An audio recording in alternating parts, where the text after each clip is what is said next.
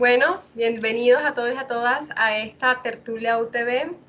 Hoy continuamos con esta segunda tertulia del segundo ciclo. Bienvenidos y gracias por siempre estar acompañándonos y seguirnos y regalarnos también este tiempo para compartir, para hablar y disfrutar de un diálogo ameno entre colegas, amigos y aunque desconocidos, pero muy cercanos. Hoy tenemos una tertulia que digamos, está en el marco, en el horizonte de una discusión histórica y política, así que los dejo de manos de un panel maravilloso para que pues podamos conversar de este proyecto de unidad latinoamericana. Les comento que la tertulia pues se trata de un espacio pensado para que todos participemos, de tal manera que saben que pueden participar en el chat, pueden hacer sus comentarios, pueden hacer sus preguntas y digamos, durante la conversación, pues tendrá tiempo la moderadora, en este caso Graciela, para darle paso a esas preguntas o participaciones o aportaciones que quieran hacer. Sean muy claros, muy precisos, porque al fin y al cabo el tiempo siempre corre más de lo que uno quisiera, pero bueno, ahí estamos para hacer esta conversación un espacio de amistad y de construcción mutua. Entonces, bienvenidos y gracias por estar nuevamente en esta tertulia ustedes. Muchas gracias, Ingrid. Buenas tardes nuevamente a todas y todos que se vinculan en este momento a la tertulia, en este segundo ciclo de tertulias. Cada vez se va consolidando más como un espacio de reflexión, de construcción colectiva de conocimiento y de cariño, como nos ha dicho Ingrid, a quien le agradezco el tema, que lo haya pensado. Es uno de los temas de mis afectos totales, porque en mi formación, digamos que cursé una especialización con Claxo que se llama Epistemologías del Sur, y no fue esa especialización la que generó en mí, sino la que me corroboró y me hizo entender y darle sentido a toda una vocación que tengo, en la que siempre me he descrito como una latinoamericanista. Es decir, desde siempre la música y la poesía latinoamericana para mí marcaron algo que me hace mucho sentido, digamos, esta gran patria latinoamericana. Yo la veo más allá de la cuestión netamente política, pero digamos que he ido aprendiendo digamos, del componente político que puede tener hacer una proclama como una nación latinoamericana. Me están diciendo que se escucha muy poco. Confírmenme, porfa, si ahora me escuchan mejor. Voy a levantar el volumen de la voz. No, Graciela, ¿Se escucha bien? Estamos escuchando muy bien. Debe ser sí, se escucha muy bien, sí. Bien, bien. De todas maneras voy a estar atenta. En el panel de hoy nos acompañan, bueno, dos grandes latinoamericanos, y ser latinoamericano no tiene que ver, ese sur global no tiene que ver con el lugar de nacimiento o con la nacionalidad del pasaporte, tiene que ver con ese espacio vital donde nos encontramos y nos identificamos. Pero nos encontramos aquí y en nuestro panel, sí, desde dos espacios físicos diferentes. Sergio Fuenzalida se conecta desde Santiago de Chile, desde la primavera santiaguina, que todavía tiene cara de invierno. Le agradecemos mucho a Sergio que esté aquí. Como ustedes saben, pues Sergio tiene pues lazos personales, sí, también, pero también académicos, de formación y de intereses con muchos de nosotros. Y ya es un asiduo colaborador de varios de los procesos aquí en la UTV. Lo hemos tenido en varios espacios. Sergio, su formación es en ciencia política y relaciones internacionales. Es un trabajador social y de la cultura. De hecho, es el director del Centro Social y Cultural El Sindicato, que queda en Santiago de Chile, un sitio que vale la pena que visiten si algún día emprenden la ruta austral. Nos acompaña también en el panel Marcos Posada, doctor Marcos Posada, abogado, un analista de la geopolítica, un hombre muy interesado y muy conocedor de la historia mundial contemporánea, pero también de la historia moderna y contemporánea de América Latina. Y bueno, es para mí un placer estar hablando con ellos en este espacio donde estamos convocados aquí bajo la tutoría de todos los miembros, bueno, de todas las y los compañeros del equipo de la Coordinación de Humanidades y de la facultad en general. Entonces, sin más preámbulos, los saludo. Sergio, ¿cómo te encuentras el día de hoy? Quiero darte una bienvenida, agradecerte y pues si quieres saludar a la audiencia que está en este momento, aunque ya habíamos estado conversando previamente. Sí, bueno, gracias. Gracias a ustedes, más que una audiencia, veo que hay un puñado de amigas y amigos y gente que echo de menos, y creo que tengo más conocidos en esta ocasión que los que tengo habitualmente con los foros de acá, pero nada, a ustedes, gracias a Ingrid, gracias a ti y al esfuerzo que hacen, digamos, por mantener, digamos, la esencia, ¿no? El contacto latinoamericanista presente hoy en día, de que de repente los discursos andan tan extraviados y afloran más las individualidades que los proyectos o las aspiraciones colectivas. Muchas gracias. Gracias a ti nuevamente. Marcos, compañero querido de intereses y de trabajos, ¿cómo te encuentras? Bienvenido y muchas gracias por estar. Buenas tardes a todos los presentes, a ti, Graciela. En primer lugar, pues un saludo para ti también. A Ingrid, muchas gracias por invitarme a este espacio. El compañero Sergio, estado en la ciudad de Santiago, y acá pues muy contento de ver a mis colegas profesores, estudiantes, invitados. Entonces pues muy complacido de que nos acompañen en este espacio. Entonces que esperemos pues sea una oportunidad para que podamos conversar sobre un tema que consideramos pertinente más que nunca, como lo es la unidad latinoamericana. Bien, gracias Marcos, bienvenido y entremos en materia. Yo quiero iniciar evocando una frase o digamos un párrafo que tengo un poquito de ruido. ¿Ustedes oyen bien o será problema mío?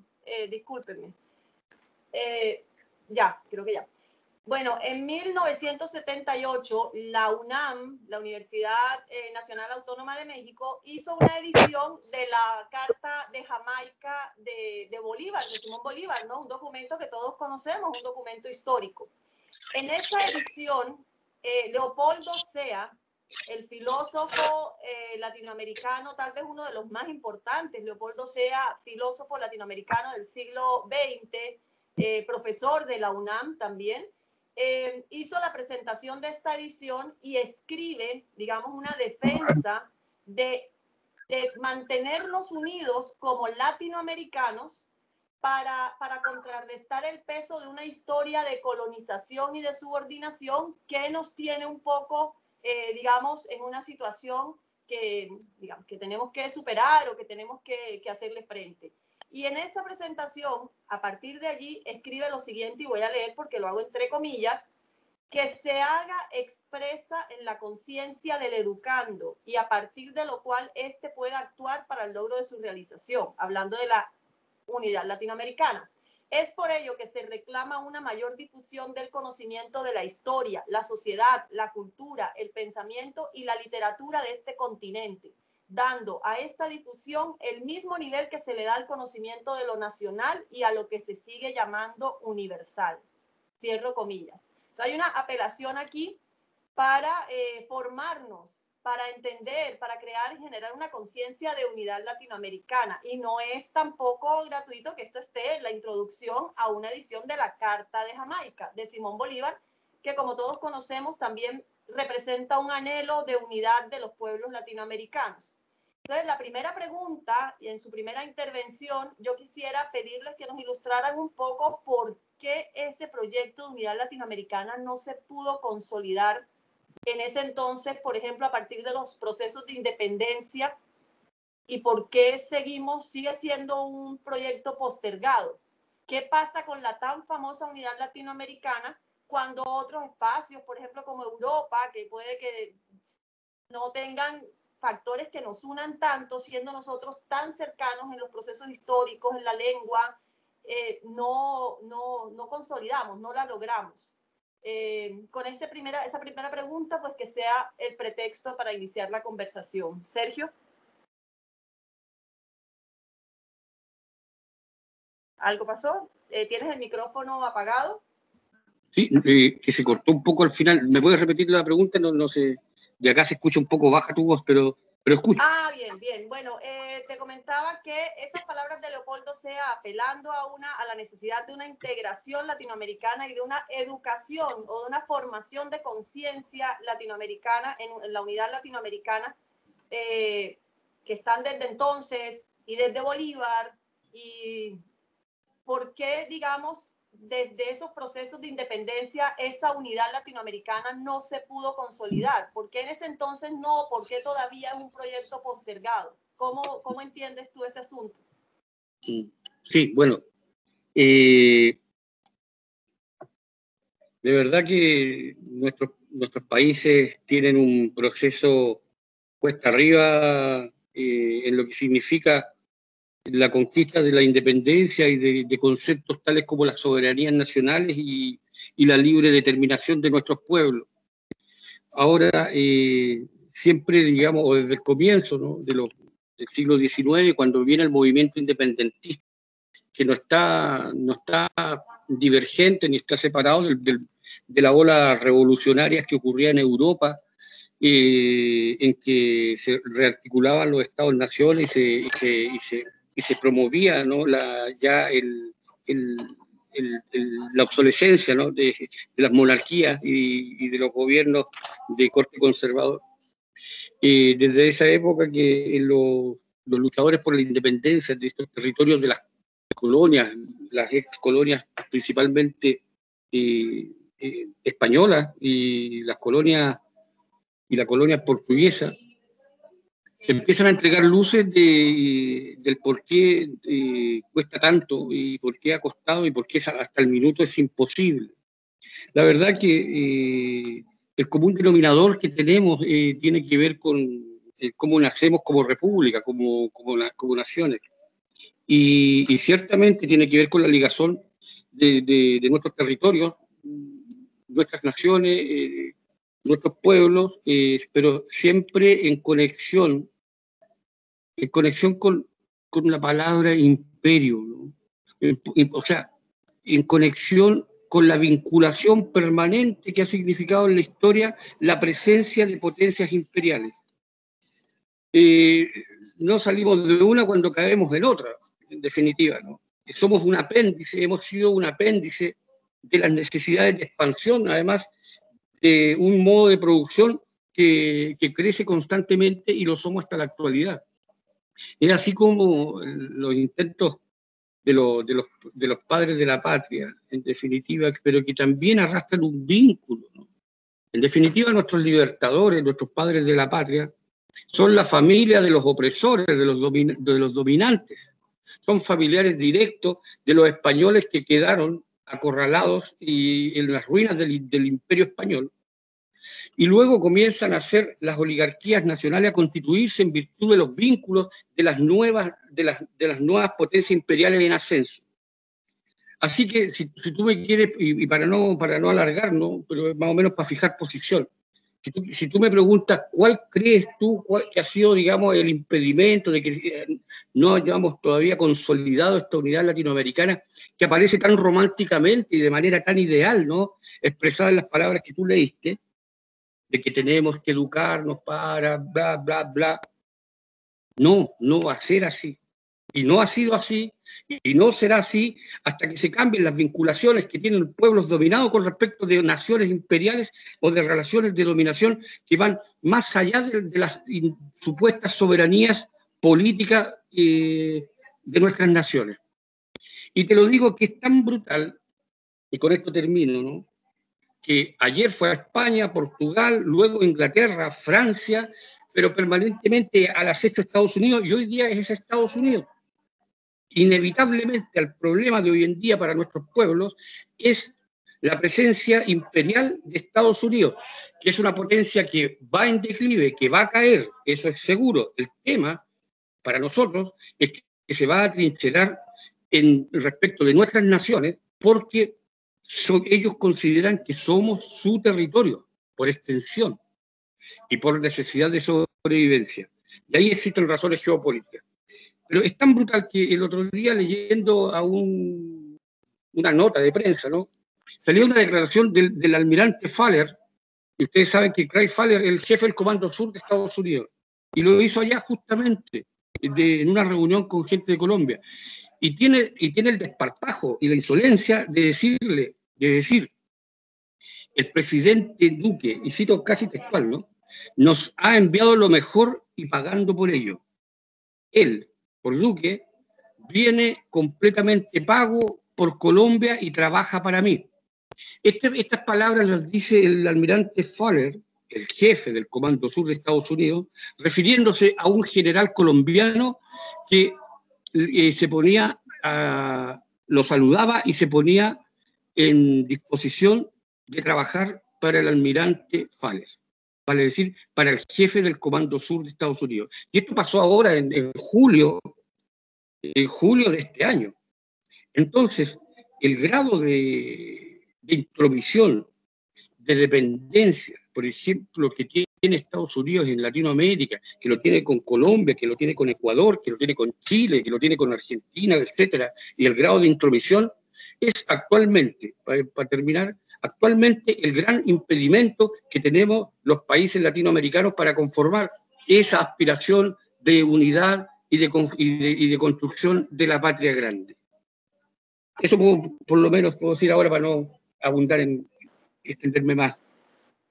Bueno, aquí ya tenemos temas bien interesantes y me gustaría irnos pensando, ¿no?, hacia futuro, porque lo que Sergio nos está diciendo sobre toda la interferencia de Estados Unidos, su política exterior, ¿no? Aquí hay que hacer una diferencia entre lo que es el pueblo de Estados Unidos frente a lo que ha sido su política exterior, que tiene grandes críticos incluso en Estados Unidos como Noam Chomsky, por ejemplo.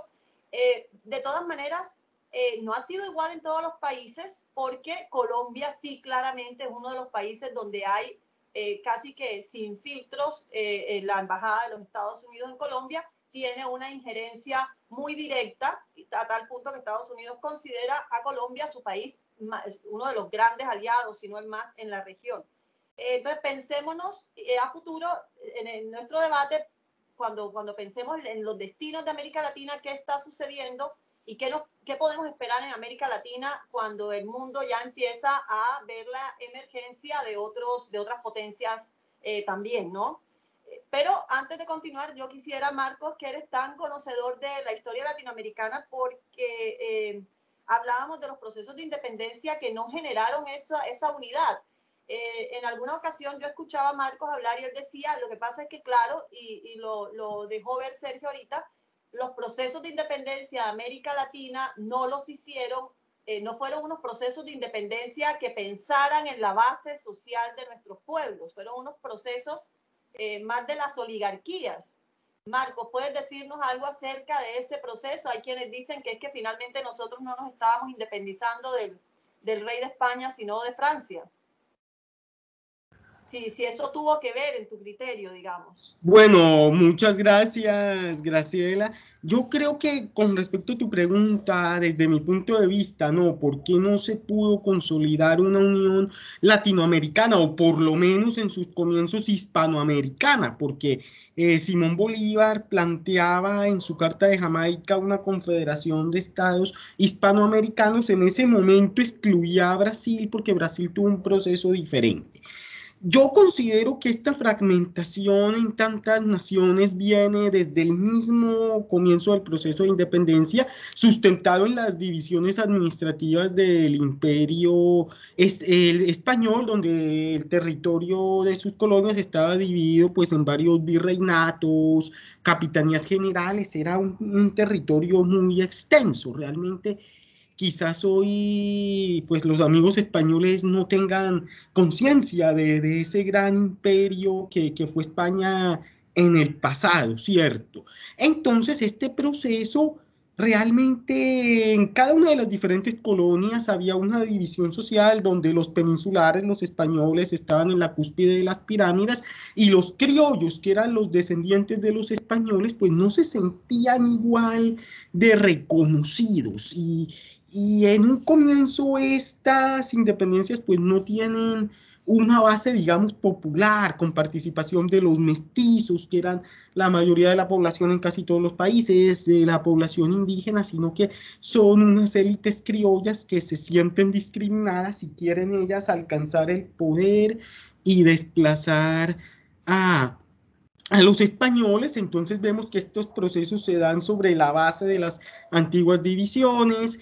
Además se da una lucha entre las diferentes oligarquías criollas, donde quizás el único líder que tuvo una visión de unidad en ese momento fue Simón Bolívar, que convoca el Congreso de Panamá, que es un fracaso absoluto. Vemos que hasta la Gran Colombia se fragmenta, Páez en Venezuela, Flores en Ecuador, el virreinato del Río de la Plata a su vez se divide en Uruguay, Paraguay, el virreinato de Nueva España pudo haber sido una nación más grande, integrar lo que es hoy México y Centroamérica, pero se separan las Provincias Unidas de Centroamérica, luego se dividen en 5 países minúsculos por esa lucha de oligarquías, por la falta de un componente popular. Inclusive algunos indígenas del sur de nuestro país, por ejemplo, en algún momento preferían apoyar a los españoles y no a los criollos, y porque hubo un factor externo también que ha pasado de agache. Quizás nosotros ahora, en estos momentos, sí podemos en la actualidad hablar de Estados Unidos, de otras potencias, de China que está ascendiendo, pero es que en el siglo XIX el papel del imperio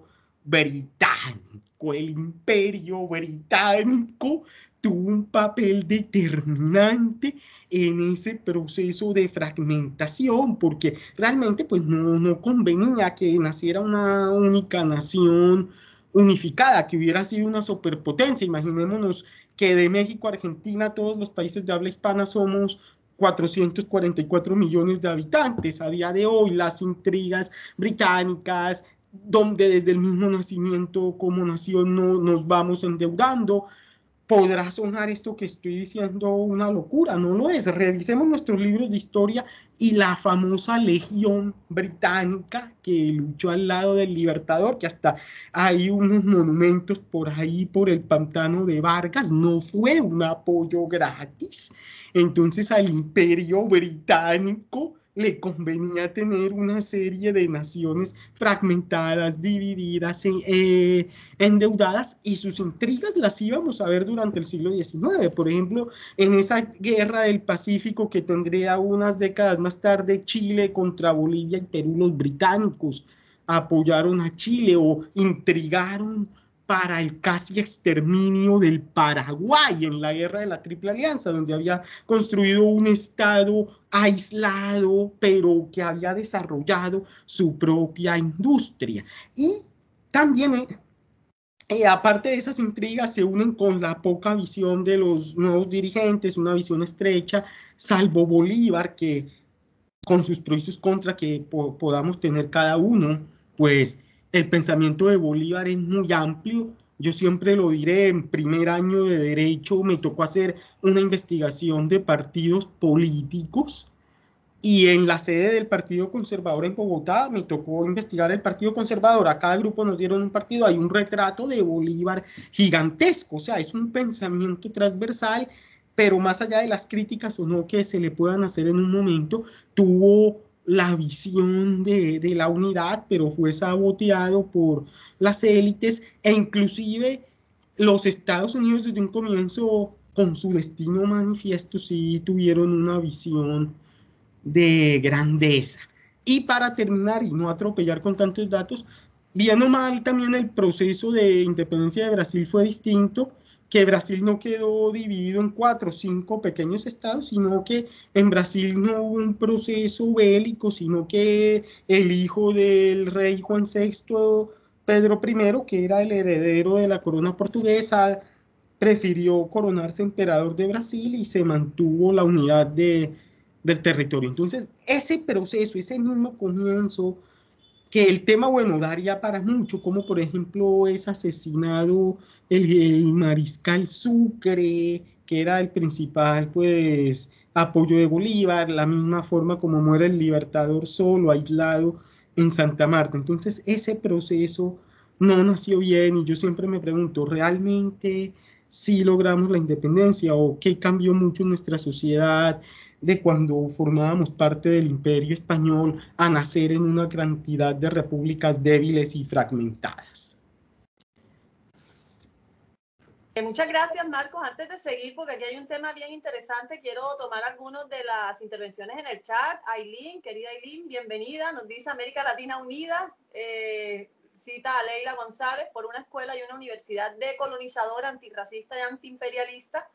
Ángelis nos dice, debemos luchar por destruir el patrón de orden mundial que nos rige, que no nos deja salir del subdesarrollo. Pedro, compañero Pedro de la facultad, también profesor, nos dice, antes de la Guerra del Pacífico, Chile, Bolivia y Perú eran aliados contra España en la expedición punitiva de Núñez, cosas de la historia. Claro, estos avatares de la historia siempre tienen un trasfondo que no es lo que se ve en la superficie, y aquí es donde quisiera lanzarle la pregunta a Sergio, porque Marcos nos resalta el papel del Imperio Británico en el siglo XIX. No sé si estás de acuerdo con ese rol de Inglaterra. ¿Qué sentido tenía para los ingleses o qué ganaban ellos instigando y apoyando la independencia de nuestras tierras del Imperio Español o de España, ¿no? Que ya venía el imperio también un poco en decadencia?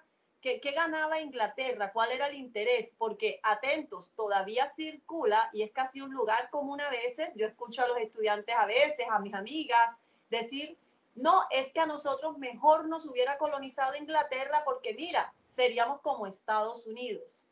Eso dicen, evidentemente, pues sin ningún fundamento, porque es más complicado de lo que parece. Pero quisiera, Sergio, que nos comentaras un poco.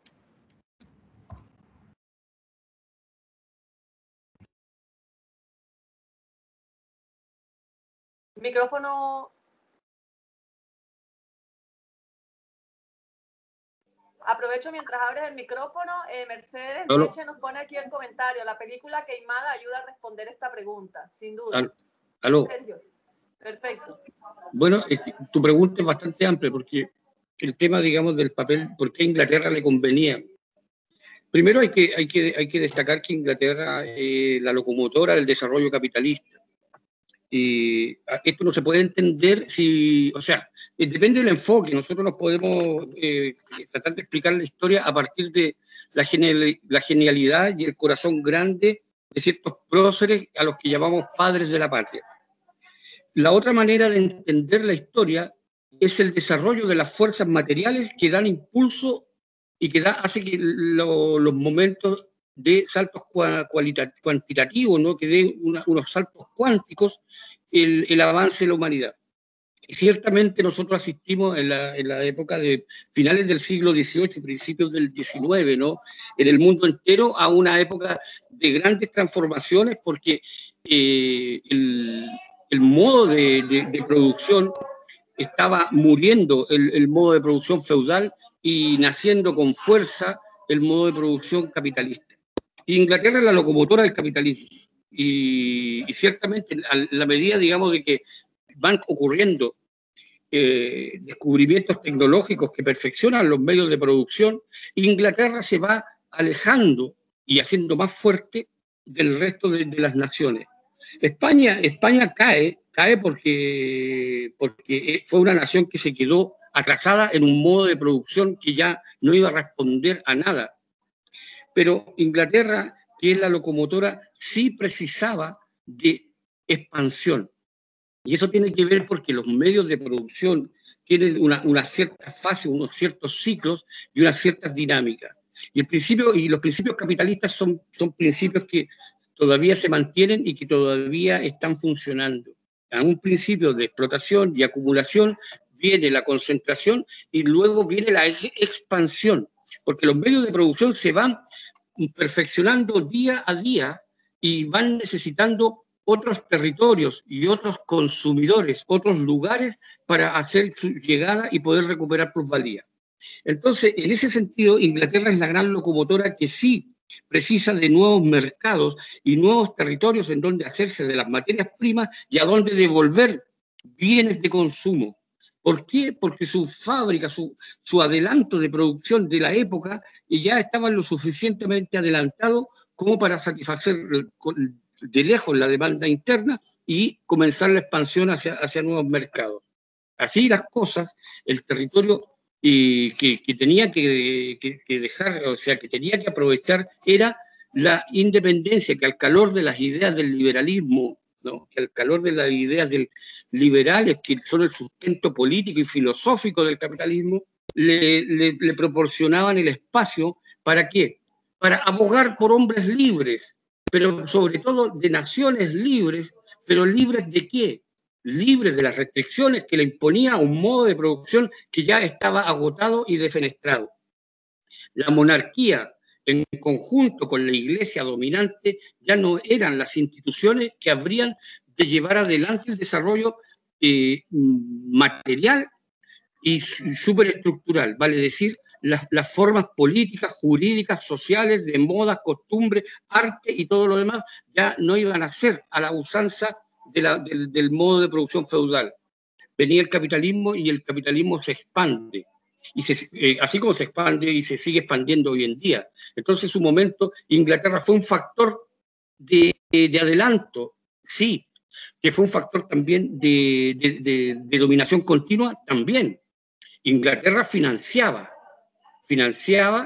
a los señores que estaban dispuestos a jugarse la vida por independizar estos territorios y abrirlos al libre comercio, a la libre concurrencia.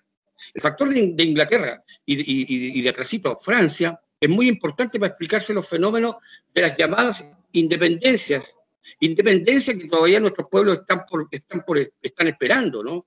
Porque como pueblos, como naciones, tenemos una soberanía política o una cierta independencia formal, muy formal, pero independencia real aún está pendiente. Ese es más o menos, para no extendernos, ¿no? Porque estos son temas re largos, pero según el enfoque, ¿no? El enfoque que le demos. Porque si le damos un enfoque en que ponemos el acento en las características personales de los actores, de los protagonistas de la época, entonces podemos terminar en cualquier cosa. Y podemos decir que Bolívar miraba mal a Francisco de Miranda se llevaba mal con Artigas se llevaba bien con, qué sé yo, con Santander, etc. Lo que hay detrás es intereses de posicionamiento, que hoy en día le podemos llamar geopolíticos, que eran los posicionamientos de expansión de los distintos estados que estaban en pugna interimperial, que habrán de resolverse posteriormente en Europa a partir de la guerra, de las guerras interimperiales que pasan en Europa y que culminarán, al final de cuentas, dilucidándose con la Primera Guerra Mundial. Dejo por ahí. Perfecto. Nos dice Manuel Díaz en el chat, en ese mismo sentido podemos pensar en la participación de Francia como se muestra en el siglo de las luces de Carpentier. Marlon nos acaba de comentar, seguimos siendo países muy parroquiales a la política exterior de otros, sus intereses geopolíticos radican en nuestros recursos naturales que ya escasean en sus países, ¿no? Eso está como relacionado, Sergio, a lo que decías de la expansión.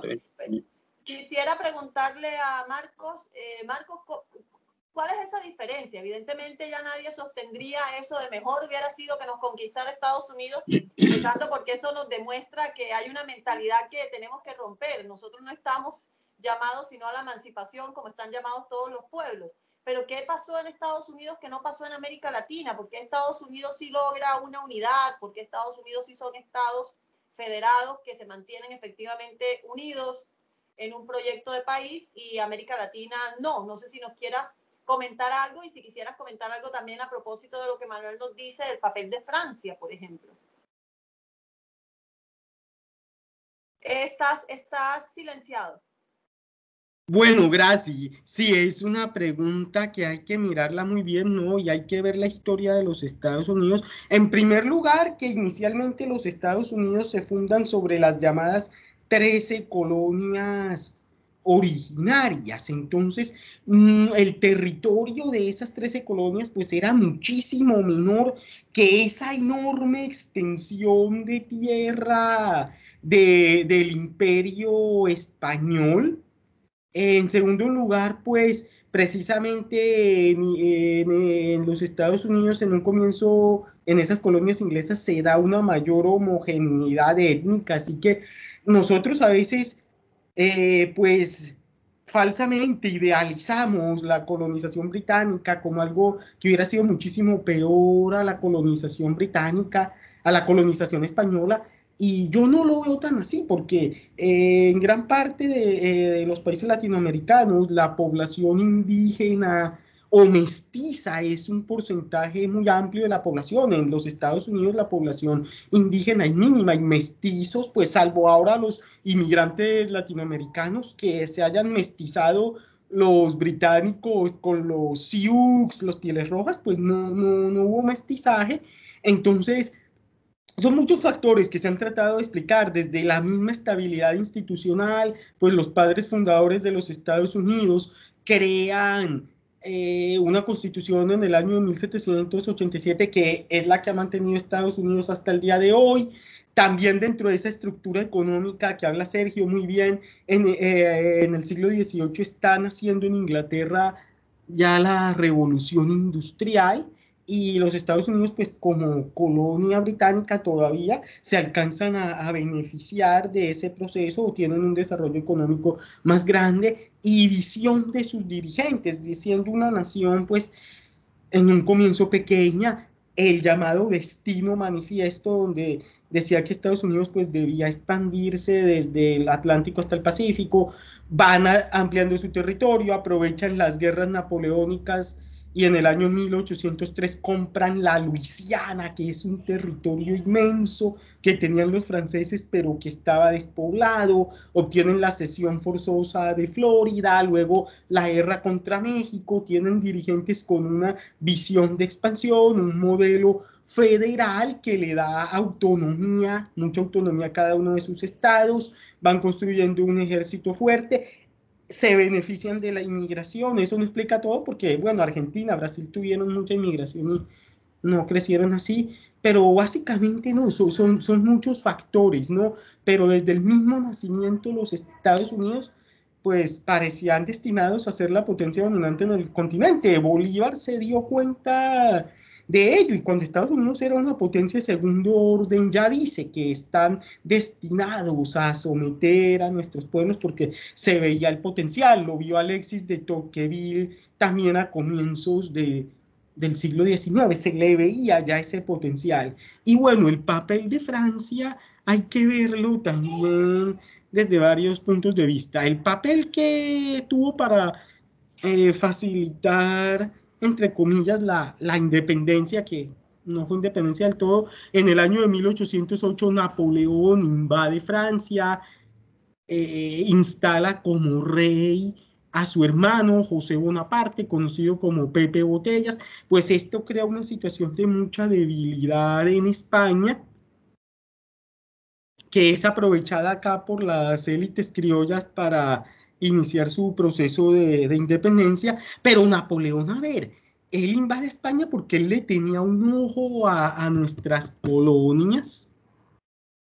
Él a largo plazo, pues Pepe Botella, rey de España, de hecho envió unos emisarios, pero las colonias acá en un momento mantuvieron su fidelidad a la monarquía hispánica. Y bueno, los franceses también tenían su intención, primero con Napoleón cuando invade España.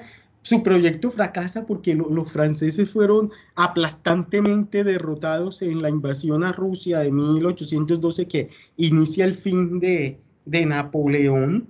Y recibieron una buena paliza por parte de los rusos, y luego mantuvieron también un papel menor que el de Gran Bretaña, pero durante el siglo XIX y comienzos del siglo XX, también en el tema de la deuda externa que hacían empréstitos a estos países. También Francia, luego de Gran Bretaña, era un acreedor importante.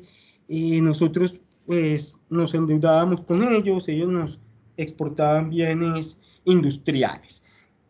Y bueno, se me pasaba de la intervención anterior que quiero anotar muy brevemente, era tanto el ojo que tenían los británicos en estos territorios que hacia el año 1807 las llamadas invasiones porteñas, cuando todavía no se había iniciado el proceso independentista, intentaron invadir Buenos Aires, Montevideo, pero no lograron conquistar esos territorios. O sea, ya desde antes de estos procesos ya el continente estaba bajo el radar de los británicos.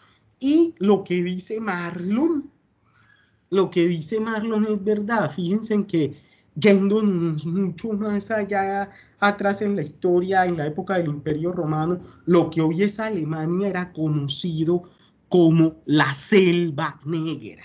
Y ellos podaron todas sus selvas y pudieron desarrollarse, y ahora esa preocupación que puedan tener por el Amazonas, francamente, no es genuina, porque ¿por qué no conservaron ellos?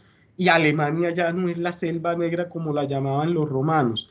Y en España también, Pedro, sí, también, claro que sí, desde la batalla de Bailén, y Napoleón después dice en Santa Elena, uy, no, mi error quizás fue haber invadido España porque fue una costosa guerra de guerrillas donde los franceses también terminaron recibiendo una derrota muy fuerte.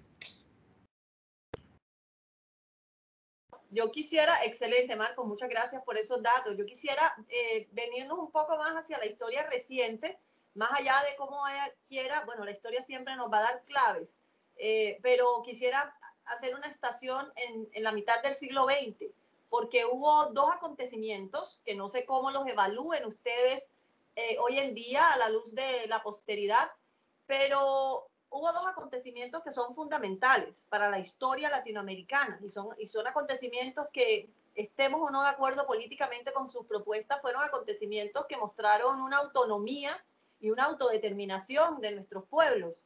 El caso de la Revolución Cubana, primero que todo, que es más conocido por todos nosotros, pero yo quisiera aprovechar que estás aquí, Sergio, y que por cierto se cumplen este año 50 años de haber sido el triunfo de Salvador Allende en Chile como presidente. A diferencia de la Revolución Cubana, Allende llega al poder a partir del proyecto de la Unidad Popular, de la cual quisiera que nos comentaras, y que llega a través de, digamos, la institucionalidad y los procesos democráticos. Allende se ha lanzado por tercera vez a la presidencia de Chile, es elegido presidente, supone una esperanza que luego es derrotada fuertemente, y hoy día sabemos porque se han desclasificado los informes, eso ustedes lo pueden buscar en la página del Departamento de Estado de los Estados Unidos, cuál fue la intervención del gobierno de Nixon y de la CIA en ese golpe de Estado a Chile. Entonces quisiera que nos contaras un poco por qué esos procesos, siendo uno revolucionario, siendo el otro democrático, el socialismo a la vía chilena, como le llamaba Allende mismo, no pudieron, tampoco pudieron, aparentemente no alcanzaron.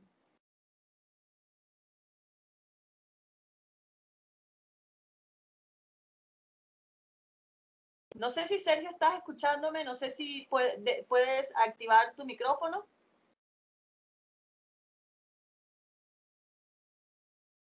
Parece que se congeló la imagen. Ahí, ya.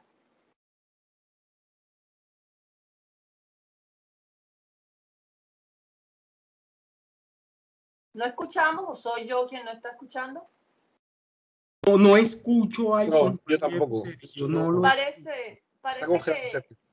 Sí, parece que se está congelando un poco la imagen. ¿No quieres, tal vez Marco, si mientras se reactiva un poco la señal, nos hablas un poco de estos acontecimientos del siglo XX, especialmente la Revolución Cubana, que cronológicamente se da primero? ¿Cómo la interpretas?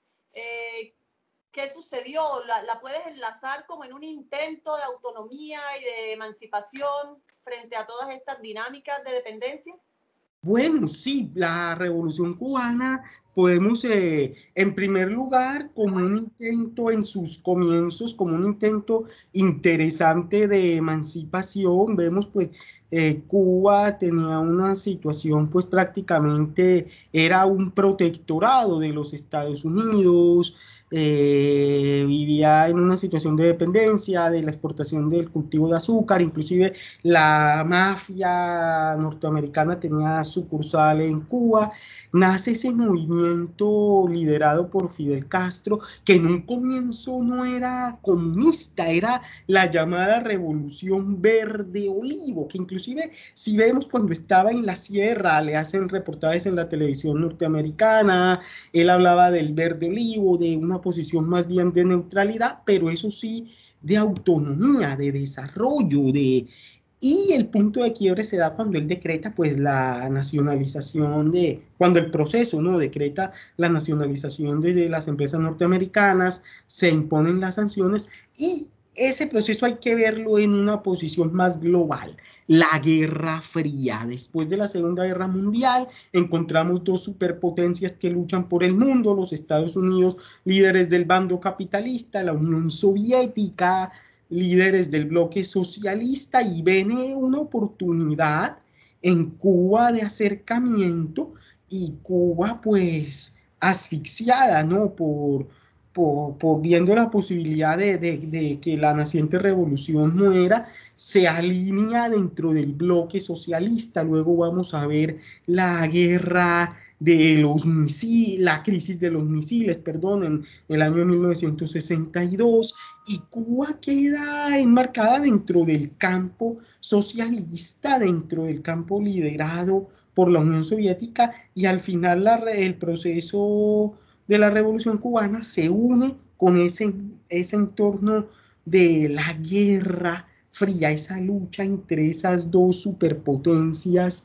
por el predominio mundial, pero en todo caso sí es un proceso de interesante, por supuesto, diferente a todos los demás procesos que vivieron Latinoamérica en los años 50, 60, de golpes de Estado, muchos golpes de Estado. Vemos como en Guatemala fue derrocado el presidente Juan Jacobo Arbenz, que no era ni comunista ni socialista, unas cuantas medidas más nacionalistas, populares, y eso le costó su derrocamiento por la United Fruit Company, por ejemplo.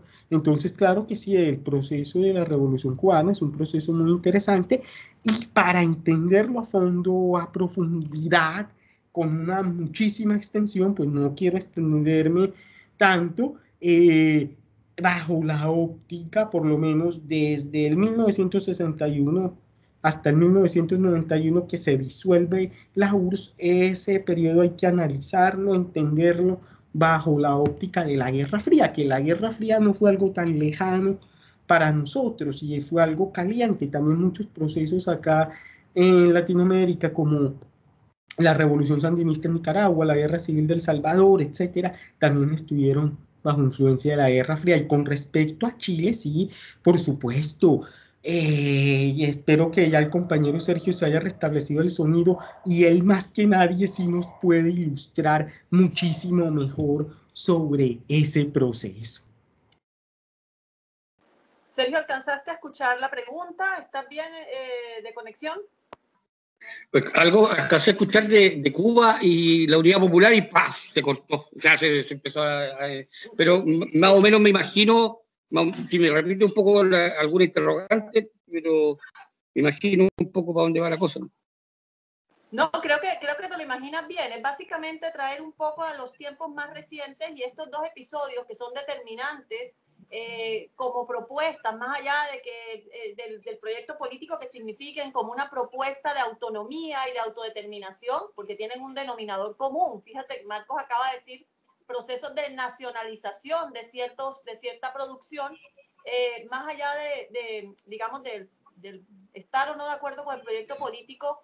Estos dos acontecimientos, la Revolución Cubana y particularmente el triunfo de la Unidad Popular, que este año ya son 50 años de haber llegado Allende al poder y posteriormente abruptamente quitado del poder de manera violenta. ¿Cómo lo interpreta? Siendo un proceso democrático, institucional, la presidencia de Allende, ¿por qué América Latina parece que no la logra de todas maneras, ni de una manera ni de la otra? Bueno, ¿qué pasa? Que cuando tú hablas de América Latina, estás hablando de una región no aislada, ¿no? América Latina no empieza en América Central o México, y de todos los pueblos del sur del Río Bravo, y está desconectada. Al contrario, estamos demasiado conectados, demasiado subordinados aún como territorios, como naciones, como pueblos, y no solo materialmente, no solo materialmente, sino que también ideológicamente, entendiendo el ideológicamente como la falsa conciencia del sujeto que predomina en sociedades fuertemente alienadas.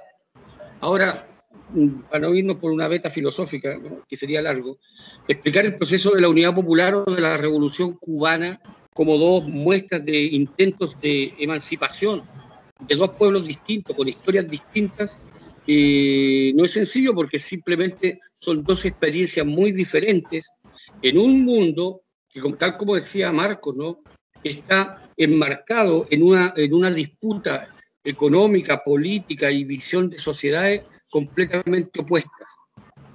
Ahora, la experiencia cubana, que es de la Revolución Armada, ciertas condiciones muy particulares que se vivían en el marco de la dictadura feroz del Batista, ¿no?, del general Batista, distan mucho del Chile del año 69-70, que además está en esta parte en que otra vez Estados Unidos tiene un factor de incidencia predominante.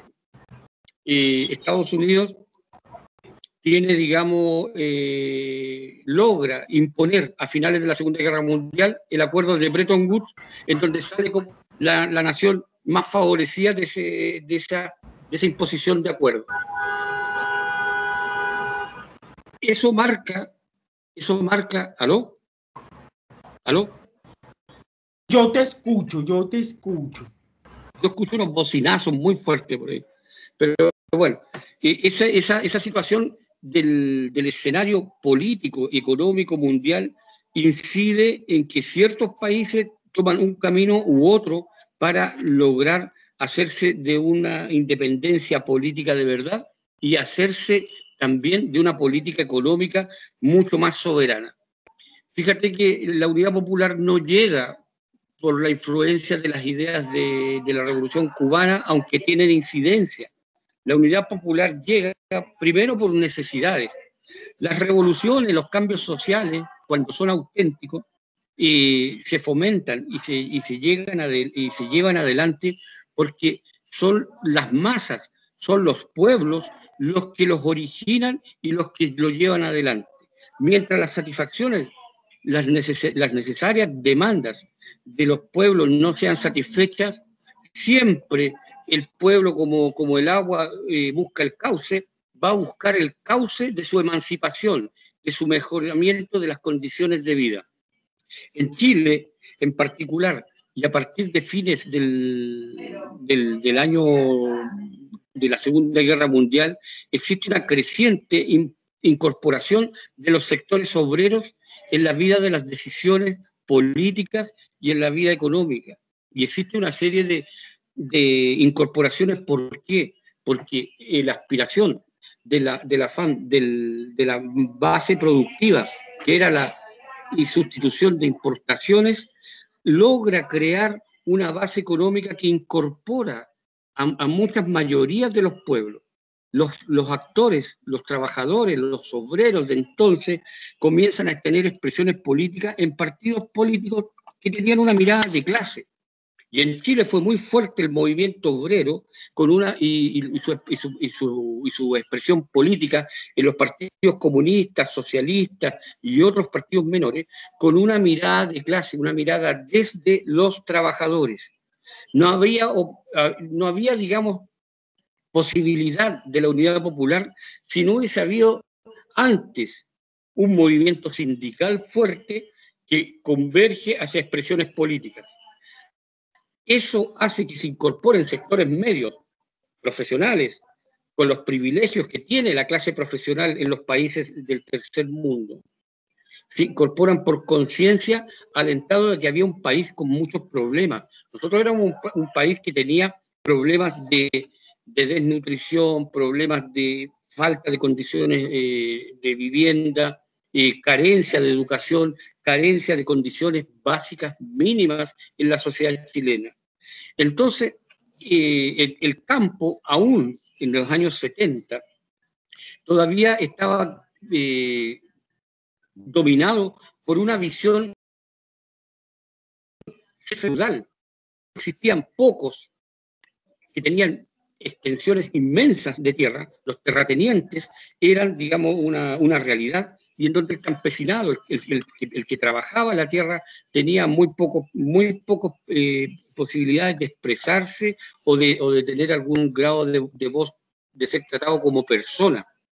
Es en el marco del proceso de reforma agraria, que básicamente se extiende hacia América Latina producto de la Alianza para el Progreso y de la desesperación, no de la desesperación, sino que de la mirada del gobierno de los Estados Unidos, del Departamento de Estado, de que la amenaza de una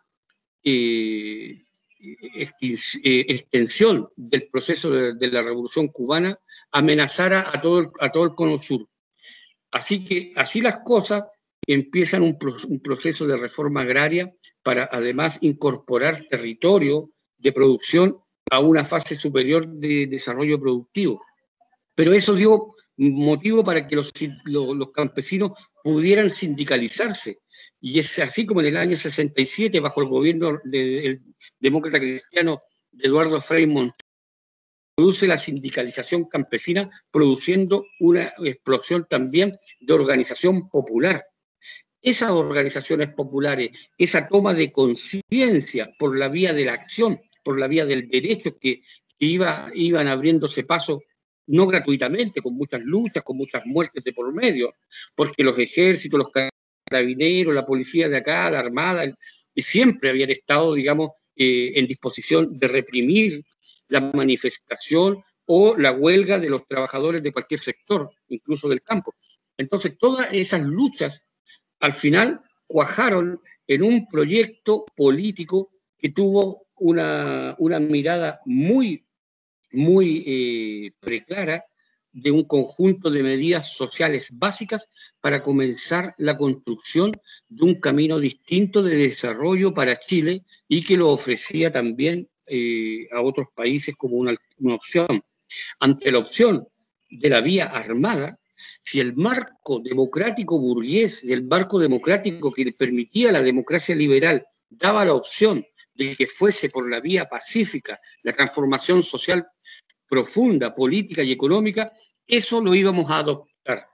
Entonces la tesis de la vía pacífica hacia la construcción del socialismo comienza en Chile como una opción única y como además una opción histórica que se convertía también en el otro peligro que tenía Estados Unidos, el capitán del equipo capitalista, no el único, que tenían ahora como dos amenazas. Una era Cuba, que estaba ahí muy cerca, ¿no? Y que había llegado al poder y que estaba en una posición de construcción de un sistema socialista. El otro, en el Cono Sur, de una forma peligrosa porque era por la vía de la conciencia, la sumatoria de la articulación política, sin derramar una gota de sangre ni quebrar un vidrio, también buscaba la transformación fundamentalmente económica para construir una sociedad que diera mejores oportunidades a las grandes mayorías, es decir, a los trabajadores, a los profesionales, a las dueñas de casa, al campesinado, a los pescadores, lo que es básicamente el discurso y la columna vertebral del proceso de la unidad popular y que se traduce en las posiciones de los discursos de Salvador Allende. Pero tampoco nos quedábamos en una cuestión interna. No, el proceso de la unidad popular, que se sabía que iba a ser muy complejo llevarlo adelante, tenía también la opción de ofrecerlo como un camino latinoamericanista. Y es así que Salvador Allende, cuando hace una gira por Latinoamérica y en México tiene una gran concurrencia, en el Parlamento de Colombia da un discurso también, pasa por Ecuador, establece relaciones muy interesantes con el general Velasco Alvarado de Perú. Es una opción latinoamericanista que se enmarca también en una tercera, en un camino distinto al que se veía en esta conflagración bipolar, porque la Unidad Popular buscaba un desarrollo revolucionario a partir de una visión de pueblo latinoamericano y buscaba el desarrollo, el camino al socialismo desde la realidad particular en consonancia con lo que había sido nuestra historia, desatarnos de los lazos oligárquicos y de las burguesías locales para poder cortar lazos con los lazos de opresión de la gran burguesía internacional. Y la Unidad Popular dio la lucha en todos los frentes, ¿no? En todos los frentes.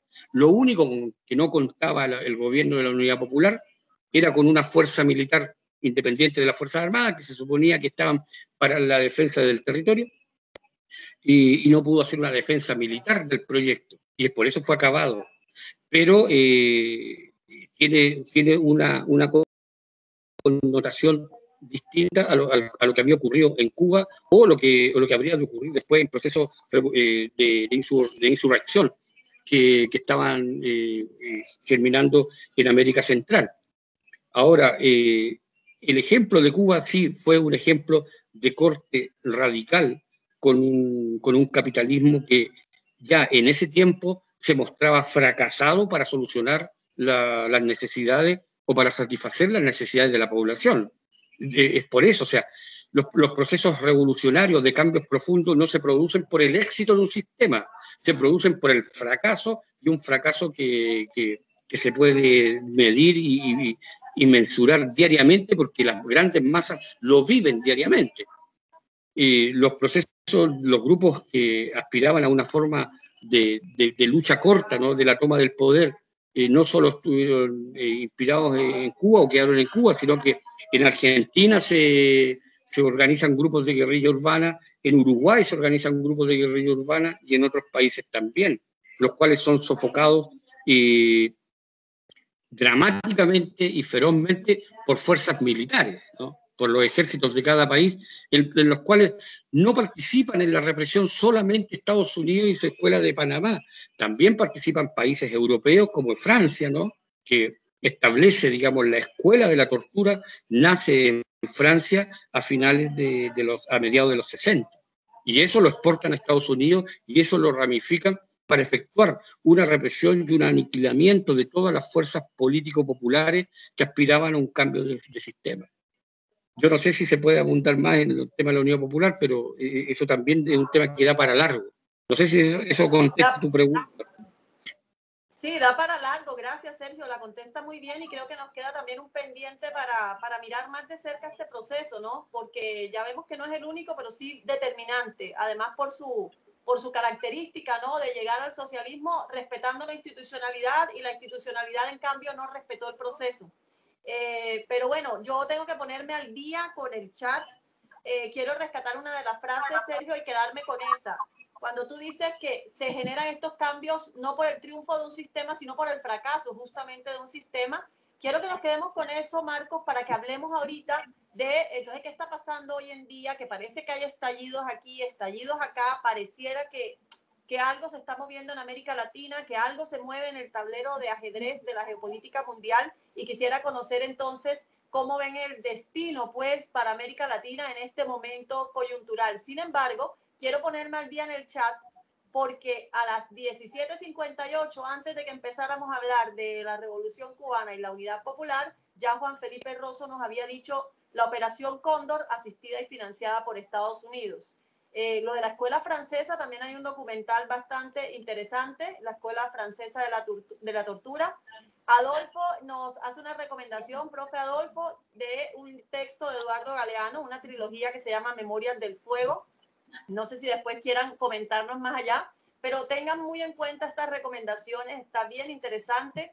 que habla de la historia del continente desde la llegada de Colón hasta la formación de las naciones latinoamericanas. Nos habla de varios personajes como Somoza, Sandino, Trujillo, Castro, Allende, Pinochet, Kissinger, Gaitán, Pancho Villa. Bueno, todos estos nombres que todos los latinoamericanos debemos saber qué papel jugaron y quiénes son, porque sí, ahí estoy de acuerdo con Leopoldo Sea, ha habido un desplazamiento de la historia latinoamericana en nuestra formación. Nos recomienda Margarita Alcántara. Margarita, muchas gracias. El documental La Batalla de Chile, de Patricio Guzmán, nos dice, es una especie de serie, ya que este documental se divide en 3 partes. Sinceramente es muy bueno y da cuenta de lo que está hablando Sergio, dice Margarita. Marlon también nos hace una intervención bien interesante acerca del tema de clase, cómo se cruza muchos de estos procesos de construcción de una identidad en común. En cierto punto se pueden homogenizar, invisibilizar otras expresiones como la de las personas negras, comunidades indígenas, mujeres, etcétera. Entonces, hablar de unidad también implicaría rescatar esos otros olvidados. Ingrid nos recomienda la obra de Enrique Dussel, Praxis Latinoamericana y Filosofía de la Liberación. Y bien, Camilo nos hace un aporte. Las condiciones de Cuba posterior a su independencia de España también son radicales. Solamente echarle un vistazo a la enmienda Prat, en donde en la Constitución se incluye, el consentimiento del gobierno de Cuba a la intervención para la protección de la propiedad y la libertad individual. Aileen nos dice cómo pensarnos un proceso revolucionario, también cuestionando el concepto mismo del mestizaje, la colonialidad del género y los mismos procesos de blanqueamiento que surgieron en la construcción del Estado-Nación en Latinoamérica. Bien, esa es una gran pregunta, da para muchas reflexiones.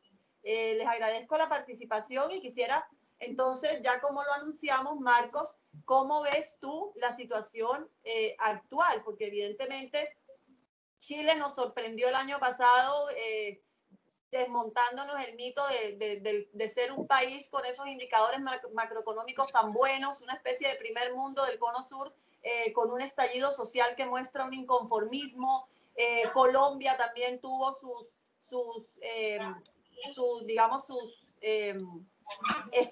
pequeño estallido, sus protestas en noviembre del año pasado, todo el tema de Ecuador, el golpe de Estado que ha habido en Bolivia, bueno, quienes consideren que no ha sido un golpe de Estado, sino una toma del poder por, bueno, lo que sea, como quiera que sea, hay una ruptura del proceso democrático, de la democracia en Bolivia, y estamos viviendo tiempos muy convulsos. ¿Cómo ves el panorama de América Latina en estos momentos?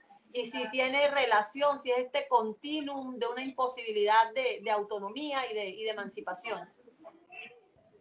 Bueno, Graci, la verdad, pregunta tan difícil. La pregunta es complicadísima y en estos momentos, ¿cómo veo el panorama de Latinoamérica? Pues lamentablemente yo lo veo muy complicado, la verdad, muy convulso, porque primero noto que estamos muy fragmentados, ¿no?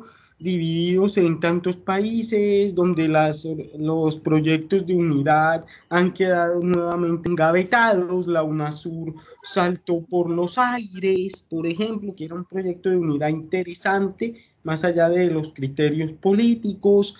Vemos la grave crisis económica que ha causado la pandemia, vemos cómo los gobiernos latinoamericanos en la mayoría de los casos no han tenido un poco margen de autonomía, cómo se han sometido a las organizaciones internacionales como la cuestionadísima OMS, el Fondo Monetario Internacional, que les han impuesto toda una agenda. Vemos cómo las previsiones económicas no son nada halagüeñas. Esto ha traído más desempleo, más recesión. Vemos también, ¿qué puedo decir? Que Latinoamérica no está siendo ajena a ese cruce geopolítico entre las superpotencias. Vemos una superpotencia pues que está decidiendo su futuro, como son los Estados Unidos, que quizás pueda vivir unos periodos muy convulsos, una nueva superpotencia emergente como lo es la China, que también tiene grandes intereses en Latinoamérica por sus recursos. vemos pues muchas crisis políticas, ¿no? Como tú comentabas, temas como en Bolivia, por ejemplo, y yo veo una situación compleja.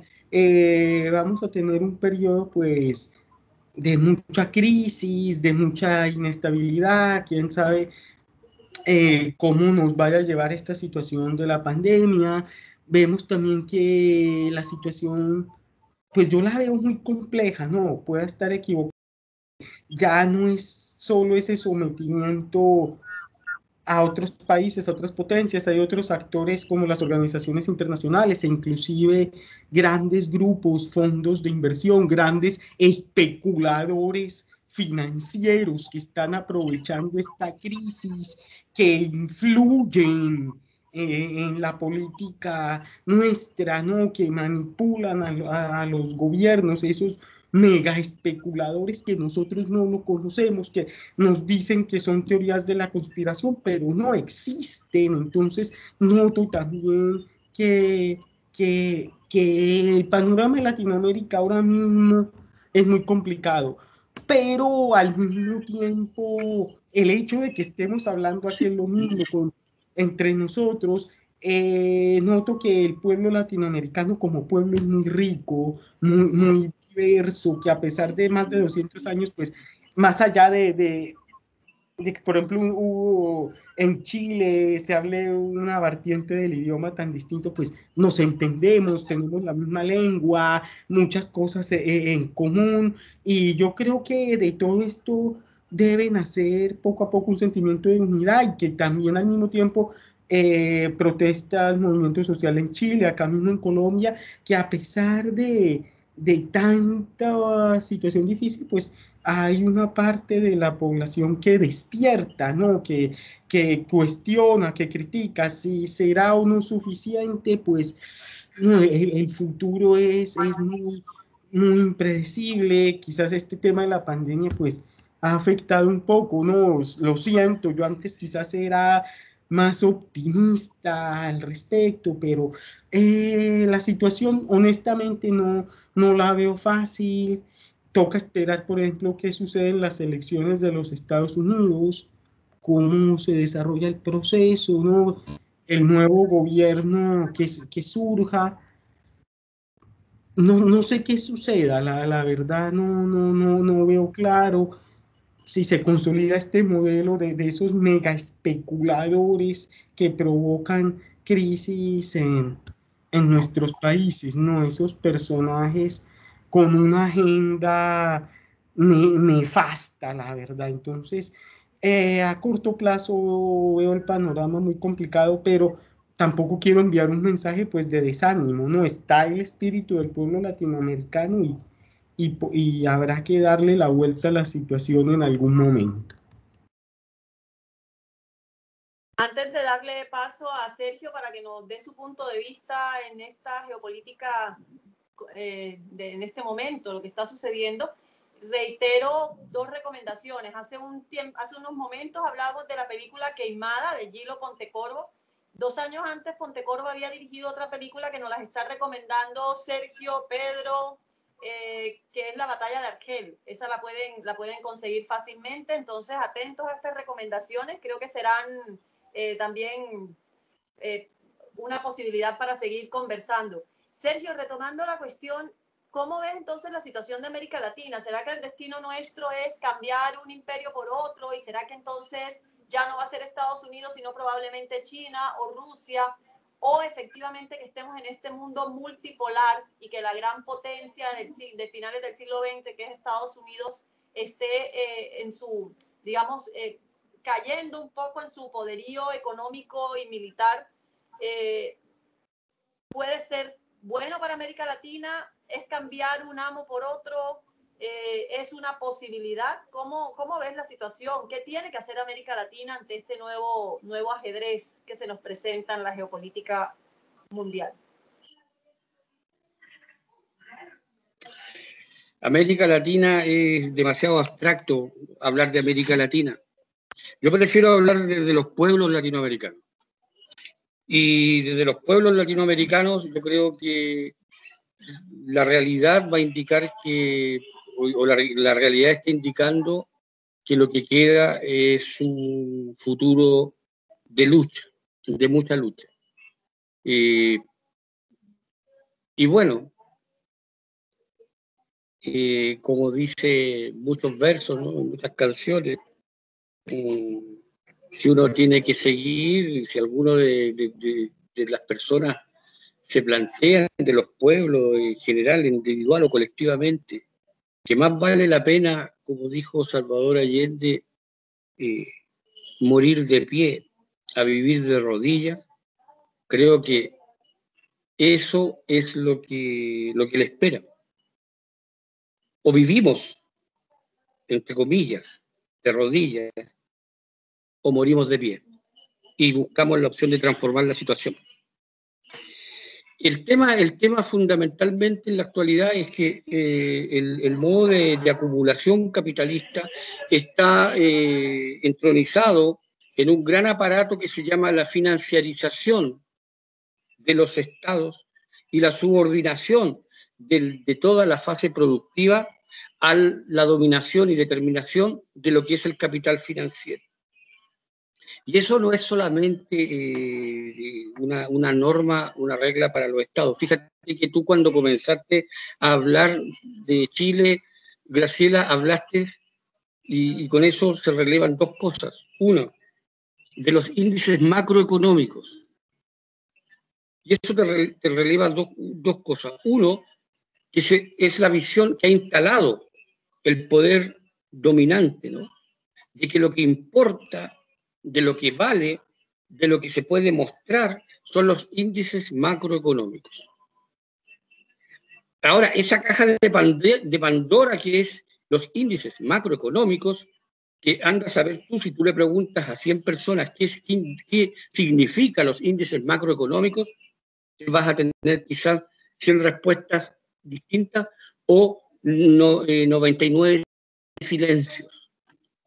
Porque hay una gran dosis de propaganda en que el desarrollo de nuestras condiciones de vida y de los pueblos, en particular de los pueblos latinoamericanos y del tercer mundo, tienen que ver con los índices macroeconómicos. Entonces, que haya un PIB que crece a un 4,5, a mí, y te lo digo sinceramente, no me significa absolutamente nada. Lo único que te indica un PIB de un 4,5 es que la facturación de bienes y servicios en un periodo de un año es un 4,5% más alta que el año pasado o del año base que se tome para esa referencia. El problema está en quién se apropia del excedente que significa producir un 4,5% de bienes o servicios de un año para otro en aumento.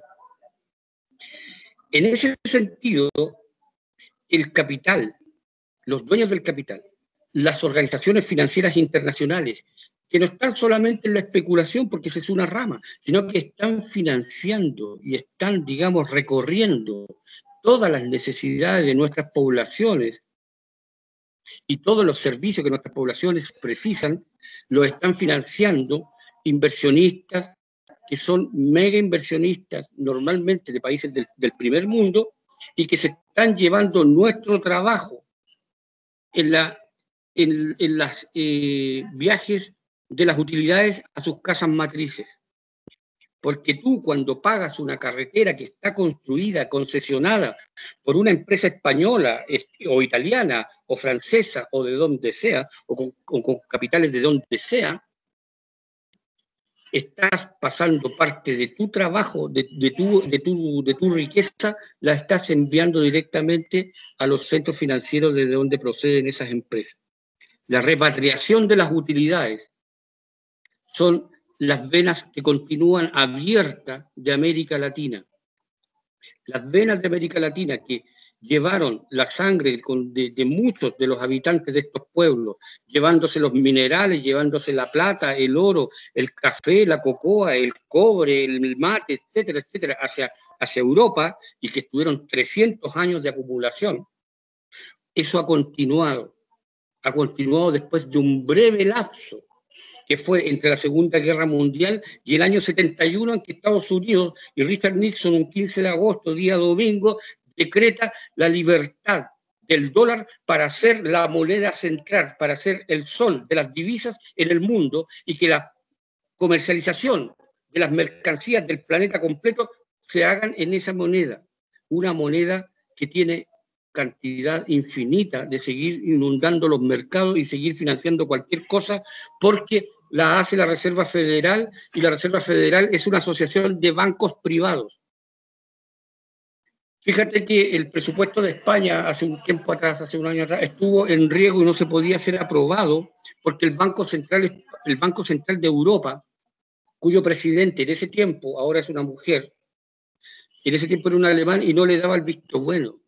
Y España estuvo en zozobra durante mucho rato porque no tenía la aprobación del Banco Central Europeo. ¿Pero quién es el Banco Central Europeo? El Banco Europeo es la asociación de bancos centrales de cada país, que dependen del Banco Central de los bancos centrales, como de muchos países más, incluidos los nuestros, del Banco Interamericano de Pagos, que es el BIS, el Banco Internacional de Pagos, que tiene su sede en Basilea. ¿Y qué es lo que es el Banco Central? El BIS es el Banco Central de los bancos centrales, que no responden a ningún gobierno, vale decir, no responden a la voluntad popular de ningún sector del planeta, pero que son los encargados de supervisar y controlar el equilibrio macroeconómico de los países, en particular de los países en desarrollo. Vale decir, son los que cautelan que las inversiones de las grandes empresas, de los capitales mundiales, tengan la rentabilidad suficiente para que no sea pérdida. Muchas veces se habla de que hay que acabar con la delincuencia. Y fíjate que con la delincuencia no van a acabar jamás. ¿Por qué? Porque aquí en Chile, por lo menos, ¿no?, la construcción de cárceles y los servicios de atención a los reclusos son un negocio que son de inversionistas extranjeros. Pero no solo las cárceles, sino que los hospitales, sino que los establecimientos educacionales, que las universidades privadas pertenecen a conglomerados de inversionistas o estadounidenses o europeos. Y así es la circulación acelerada del capital, de las utilidades que acumularon durante decenios, las que están circulando por todos nuestros cuerpos, por todos nuestros pueblos y por todas nuestras personas. Entonces, en ese esquema, cuando tú me dices qué futuro nos espera el futuro de o vivimos de rodillas ante una realidad que es aplastante y nos siguen sometiendo, o nos ponemos de pie y seguimos luchando. John Adams, un presidente norteamericano que fue de finales de los 1790 y algo hasta 1800, dijo: hay dos maneras de esclavizar a las naciones. Una es por la física, de invasión física. La otra es por la deuda. Lo que dijo John Adams hace tanto tiempo atrás, hoy en día sigue siendo una realidad. Los países latinoamericanos están sometidos por una financiarización brutal, y va a ser lo que diría la lucha entre el capital financiero y las otras formas de capital, el capital productivo, esa lucha la que va a dirimir el cuento. Yo creo que nos esperan condiciones duras para el futuro, durísimas, y en particular en Latinoamérica. Latinoamérica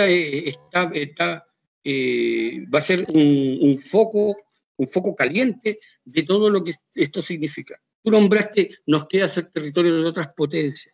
Resulta que Estados Unidos, en 1823, nosotros recién teníamos 4 años de la declaración de independencia como país.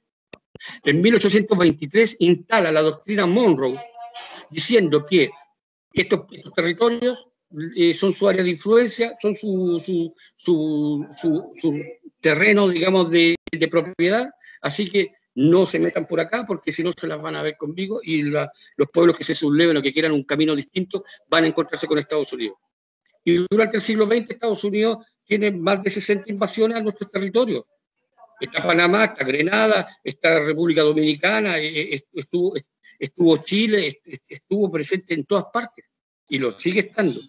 Entonces, el futuro no es ser pesimista, simplemente es mirarlo como viene, mirarlo con alegría, porque si uno mira al enemigo de rodillas lo ve más grande, pero si uno se para, lo ve en su justa dimensión. Yo no sé si con eso respondo o me fui mucho por el lado.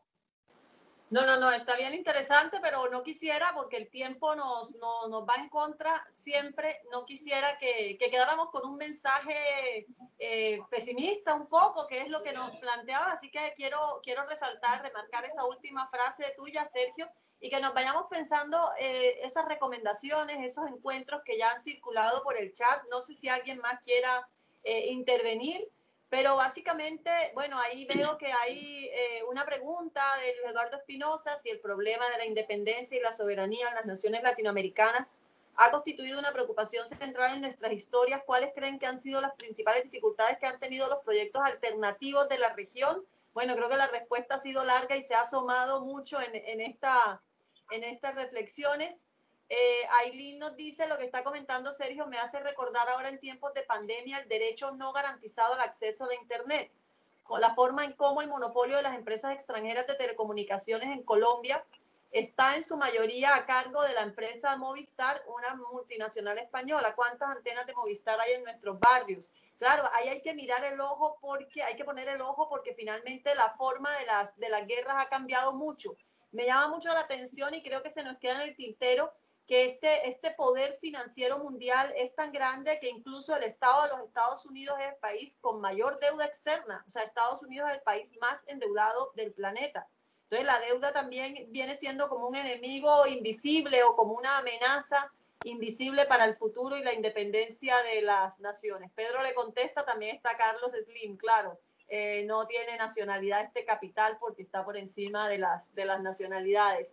Marcos, ¿algún mensaje final de optimismo, de lucha desde la realidad colombiana, que no está para nada halagadora, como has dicho hace un rato, pero pues tenemos que seguir ahí desde la academia, desde la cultura?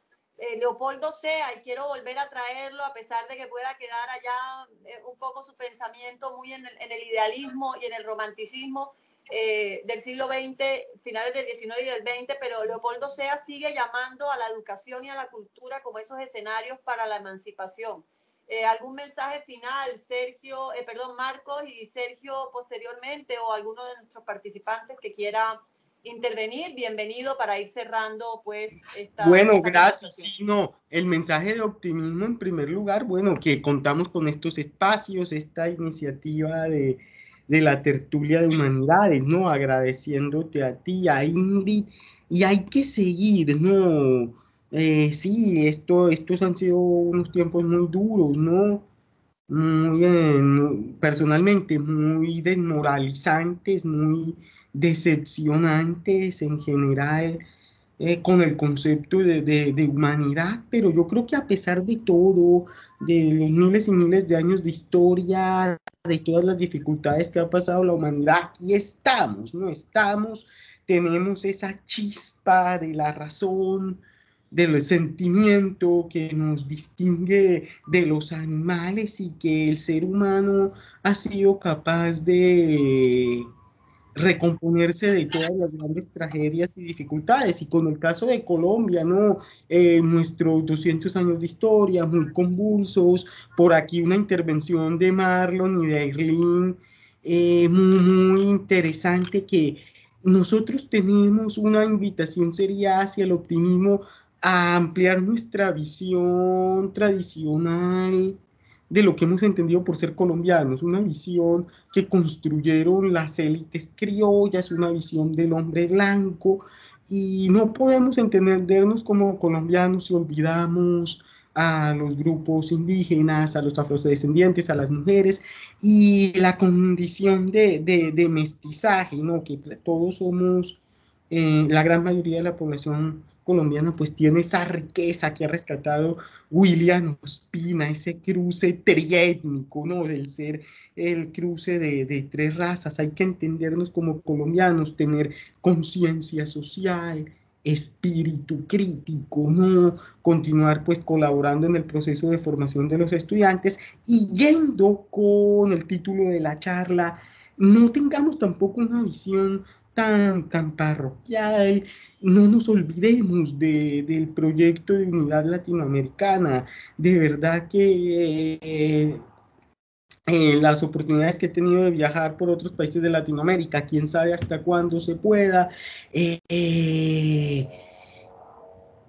no me he sentido extranjero. Yo en Chile, en Perú, en Argentina, me he sentido, yo siento, percibo, es algo, puede ser espiritual, pero que hay algo más, que estas fronteras son ficticias, o cuando en otros países he compartido con hermanos brasileños, mexicanos, centroamericanos, cubanos, todas estas fronteras son ficticias y somos un solo pueblo, y más allá de estas élites ineptas que nos han llevado al hundimiento, a la crisis, somos un solo pueblo y está en nosotros mismos construir nuestro propio destino y somos capaces de lograrlo. Así que no, por ejemplo, a veces nosotros los mismos, los colombianos, que los costeños, que los cachacos, que los paisas, y nosotros mismos nos fragmentamos, no nos olvidemos que hay muchas cosas que nos unen con el resto de Latinoamérica y que no sea una unidad ficticia, que 10, 15 presidentes se tomen unos whiskies y unas fotos en una cumbre, sino que sea una unidad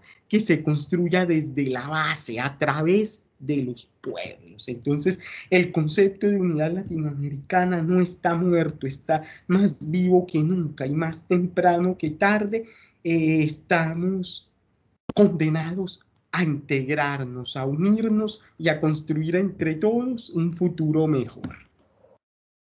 Marcos, rescato el tema de la mirada crítica, porque fíjate que justo ese discurso del mestizaje, y a eso hacía alusión también Aylin, a veces puede ser tomado de hecho para homogenizar, para invisibilizar, digamos, para pasteurizar el tema. Entonces, sí, una transformación desde la base. Sergio, desde la cultura, ¿cuál es el espacio? ¿Qué nos queda? ¿Cómo ves? ¿O cuál sería el mensaje para despedir este encuentro y pensar en ese compromiso que tenemos como la patria latinoamericana, esa patria rural, esa patria campesina, esa patria obrera también, esa patria que tiene que encontrar su camino autónomo, libre, emancipado?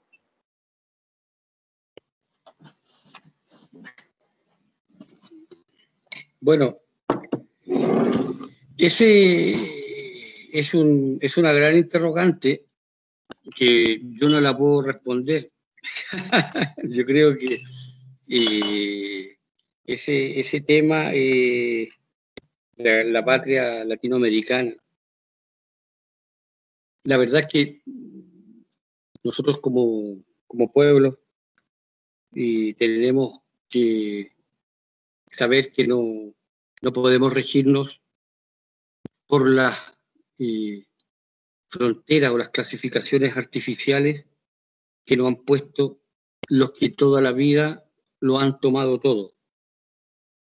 Nosotros, como parte, digamos, de los que vivimos de la fuerza de trabajo, física o mental, tenemos que tener conciencia y tomar partido, porque somos todos iguales en dignidad y todos con el mismo derecho a tener una vida humana y digna mientras pasemos por la tierra. El hambre, la necesidad, las condiciones duras para vivir de un trabajador o trabajadora no distingue ni pasaportes, ni razas, ni sexos. El hambre golpea por igual a las puertas de los más desposeídos, de aquellos que están más debilitados, en lo que ha sido, digamos, un desarrollo de opresión, de dominación y de saqueo permanente de unos pequeños grupos por sobre las grandes mayorías. Eso es lo que caracteriza la historia de la humanidad hasta nuestros días. Desde el amo con el esclavo, pasando por el señor feudal y el siervo, hasta el capitalista con el obrero. Sea el obrero ilustre con anteojos de carey y con poleras de color rojo polo, o sea el obrero que va con su vianda a trabajar, o sea el obrero que hoy día anda en bicicleta con una mochila que afuera, atrás dice Rapid, o aquel que tiene una moto o un pequeño auto que no tiene contrato, que no tiene seguridad alguna y que se llama Uber o Cabify o qué sé yo, cualquier cosa. Sean los ejércitos de obreros que se están incorporando a llevar la cadena de utilidad para los centros de financiamiento internacional que están alojados donde estuvieron los señores de España, donde estuvieron los monarcas franceses, donde estuvieron, digamos, los monarcas imperiales de Inglaterra, donde siguen alojados en el gran capital. Entonces, a mí, la verdad es que desde la cultura o desde cualquier lugar, lo que a mí me indica, lo que a mí me mueve es la vida misma. Y en la vida yo no distingo entre si veo, como veo en las esquinas acá, en un basurero una persona con la piel blanca, café, amarilla o roja, sacando de la basura algún rastrojo para poder vivir como ocurre normalmente acá en Santiago de Chile. Tengo confianza y esperanza en que las condiciones alumbren a la conciencia y al accionar. Y nosotros lo practicamos mucho acá. ¿No? Todos los discursos, todos los debates filosóficos, todos los ensayos, las páginas escritas o todo lo que tenga que ver con una producción de conocimiento o de retórica no tiene ningún sentido, ni lo habrá de tener, si no tiene una acción que lo alimente y lo respalde. Y la acción se hace con los hermanos, se hace con los compatriotas, y compatriotas míos son todos y todas los trabajadores que hay en cualquier parte del planeta. Nosotros enfrentamos la vida de esa forma, y no solo desde la cultura, enfrentamos la vida. Yo llego a Palenque y llego a mi casa, pero a la casa del guía, ¿no? Yo llego a cualquier ciudad y llego a mi casa, porque estoy en la casa de un profesor, de un trabajador, de una trabajadora. Mi patria es la clase. Yo me debo a mi trabajo y debo mi conciencia a lo que he aprendido de la dialéctica de la vida y la dialéctica del desarrollo de nuestros pueblos y la dialéctica que enseña a la humanidad en su avance en el devenir de los tiempos. Y lograr la emancipación no es tarea de un día para otro, pero de que va a ser, va a ser. ¿Cuándo? No lo sé, pero de que estaremos luchando mientras uno está pasando por la vida para que eso se acerque o suceda, eso cuenta con ello, ¿entiendes o no? O sea, creo que cada día invita a eso. Cuando uno le da un sentido a la vida, cuando uno rompe la cadena del individualismo, ¿no? Rompe la cárcel de la comodidad personal y se baña con los otros y se debe a una acción colectiva, entonces se pasa bien en cualquier época. Eso te lo puedo asegurar, porque en la Plaza de Dignidad hemos estado viejos, jóvenes, mujeres, hombres, de cualquier sector, y todos nos hemos sentido felices, aunque hemos sido gaseados o mojados por el guanaco con químicos o brutalmente apaleados. Así es, Sergio. Mira, Marlon nos pone en el debate muchos otros temas que ya el tiempo no nos permite acerca de la complejidad y la diversidad y la cantidad de aristas que le salen a todas estas dinámicas de exclusión. Sin embargo, yo quiero cerrar para no ponerle matices más turbios y más dolorosos a esta charla, digamos, a este mensaje de optimismo y de ánimo con el que cerramos la jornada de hoy con una frase que nos regala Yamile. Se la toma prestada a Leopoldo Sea justamente y dice: reconocer en el otro a un semejante por lo que tiene de distinto y a partir de este reconocimiento pugnar por el logro de lo común sin menoscabar lo distinto, como lo es ineludiblemente cada individuo. Una utopía más. Bueno, voy a retomar esas palabras de Galeano, ¿no? ¿Para qué sirve la utopía si yo doy 2 pasos y la utopía se aleja 2 pasos? ¿Para qué sirve la utopía que está ya en el horizonte si yo camino 10 pasos y la utopía se aleja 10 pasos? Bueno, para eso sirve, para caminar. Entonces, caminemos juntos, queridos compañeros, compañeras de la tertulia. Sigamos en estas discusiones, sigamos en estos debates, sigamos encontrándonos y sigamos poniendo sobre la mesa los temas que nos convocan y que nos llevarán a ser sociedades más justas y más felices. Creo que con esto cerramos. Profesora Ingrid, un abrazo bien grande para caminar. Sí, señora, hay que seguir soñando. Entonces, muchísimas gracias por estar. Nos vemos en otra cita, profesora, querida compañera. Muchas gracias. Muchas gracias a todos y bueno, quedan cordialmente invitados para que estén pendientes de estas próximas tertulias. La pasada hablamos de distopías literarias, hoy nos vamos con el mensaje de pensarnos y seguir pensándonos una utopía latinoamericana. Nuevamente a Marcos, a Sergio y a la misma Graciela, gracias por haber aceptado esta invitación y por regalarnos esta amena charla en esta tarde-noche de hoy. A todos, muchas gracias por participar. Gracias a ti, Ingrid, por la invitación. Complacido, un honor y siempre estaré dispuesto en el futuro para otra próxima oportunidad. Siempre un gusto, un honor. Mil gracias. Gracias a todos. Pásenlo bien. Gracias a todos. Bien, gracias. Feliz noche. Sergio, hasta la Gracias a próxima. todos. Un abrazo grande, Sergio. Adiós. Igual, Adolfo, a todos, Lisette, cielo, un beso grande a todos y a todos. Y yo vi por ahí que estaba Lisette, Chillita, Lisette, estaba por ahí, estuvo. A Luis y a todos los que no conozco y que espero conocerlos. Chau. Chao, chao, gracias a todos. Chao, chao. Chao. Adiós, adiós.